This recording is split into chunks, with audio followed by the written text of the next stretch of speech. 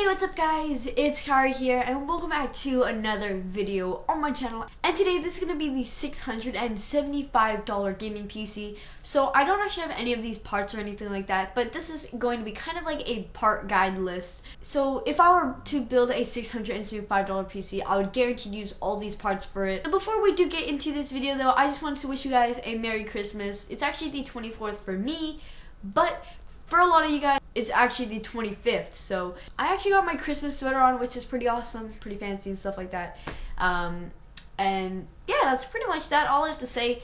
So hopefully you guys all will enjoy this video, and let's get into the parts. Starting off with the CPU, we have the i5-6400, which is around $180. So the CPU is a 4-core CPU clocked at 2.7 GHz, and it uses the latest Intel socket, which is the LG1151. Now, if you didn't know, the models without the K aren't overclockable, so you're probably wondering how come I didn't go with the i5-6500, which is clocked higher and is only like $20 more.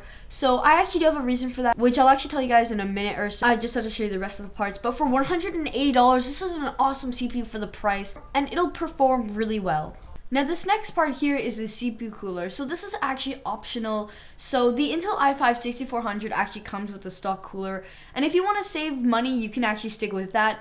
But the one I chose is the Arctic Alpine 11 Plus. So this comes around $12.75. I chose this because it'll actually look nicer in the build.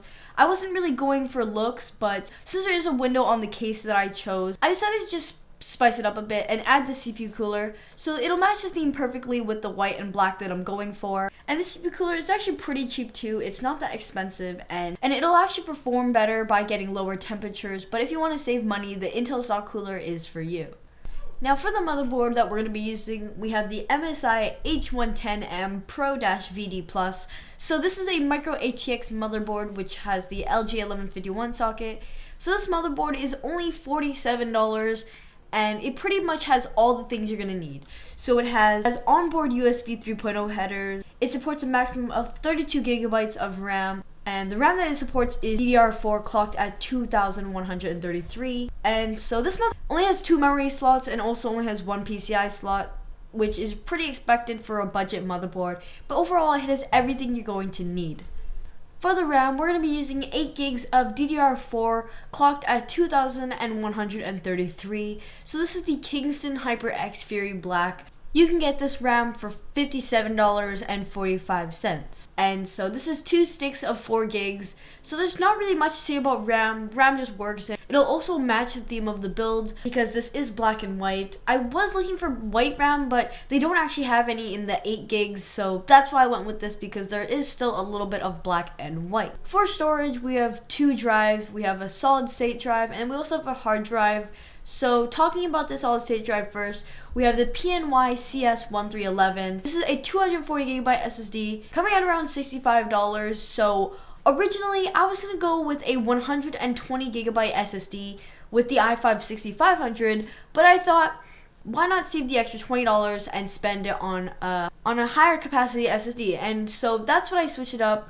I changed the i5-6500 to an i5-6400, and then I changed the solid state drive to a 240 gig instead of a 120, because 120 kind of runs out pretty quick, so that's why I decided to get the 240. And so this SSD is going to help a lot in this build because the boot up times will be faster, and you can also store a bunch of stuff on here like your game, which will load quicker on the SSD instead of the hard drive.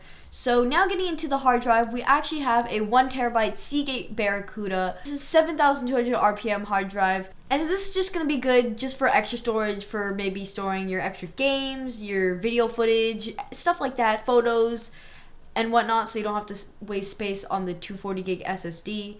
And this hard drive costs about $48. Now for the main part of the build, the graphics card, we have the Zotac GeForce GTX 1060. So this is the 3 gigabyte variant and not the 6 gigabyte. The core clock is at 1.5 gigahertz and the boost clock is at 1.7 gigahertz. And this card also supports G-Sync, which is pretty awesome too.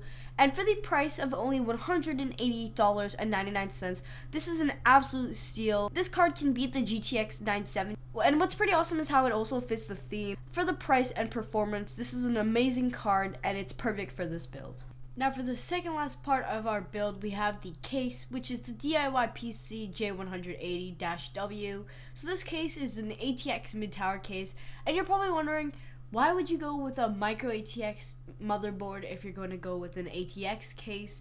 So I actually chose this case because first of all, it'll match the theme of the build with the white and black, and second of all, it has a power supply shot. It will hide a lot of the cables, which is a really awesome bonus, and it also has a huge side panel, which is just really nice to see.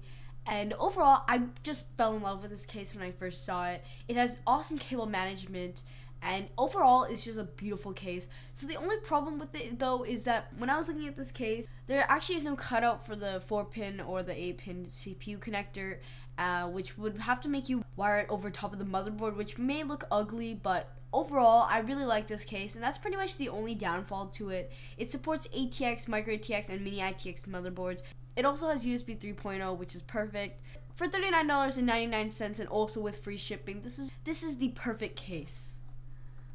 Now for the last component in this build, we have the power supply, which is the EVGA 500 watt power supply. So this is a 500 watt power supply that's non-modular, and which is 80 plus, and so this is just your standard power supply. Not really too much to offer except power. I didn't choose a semi-modular or a fully modular power supply because those are kind of expensive, but you could get a semi-modular for a little bit more, but for the price of only $35.88 with a $10 mail-in rebate, this is the perfect power supply for this build because with the power supply shroud, it's going to hide the ugly mess of the cables, and overall it's just going to work, and that's what we need.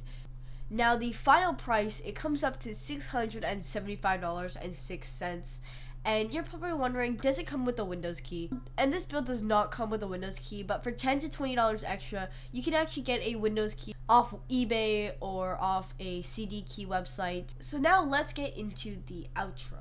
Now, for the conclusion for this build, I know that I actually don't have like these parts in real life, but I know that this build will play basically any game at 1080p at around 60 FPS because the GTX 1060 is an amazing card for the price, and paired up with the i5 6400, that's going to make a awesome gaming combo. So yeah, so that's going to conclude this video. Hopefully you guys all enjoyed, and for my next video, it'll probably be a send me your setups, or it might be a top 5 tech, and I actually do have those items, so that's going to be pretty awesome there. So anyways, hope you guys all enjoyed this video. Be sure to give this video a thumbs up if you guys did enjoy. And before I do head off though, I actually recorded my intro the 24th of December, and now it is actually January 2nd. I was going to actually upload that the 25th, but I actually became sick, and so if you can tell by my voice, I'm still a little bit sick, but yeah, so I'm going to be finishing off this video. I'm going to be uploading it today, which is the 2nd. And Happy New Year to all of you guys. And yeah, so that's actually going to be it for this video. Thank you all so much for watching, and goodbye.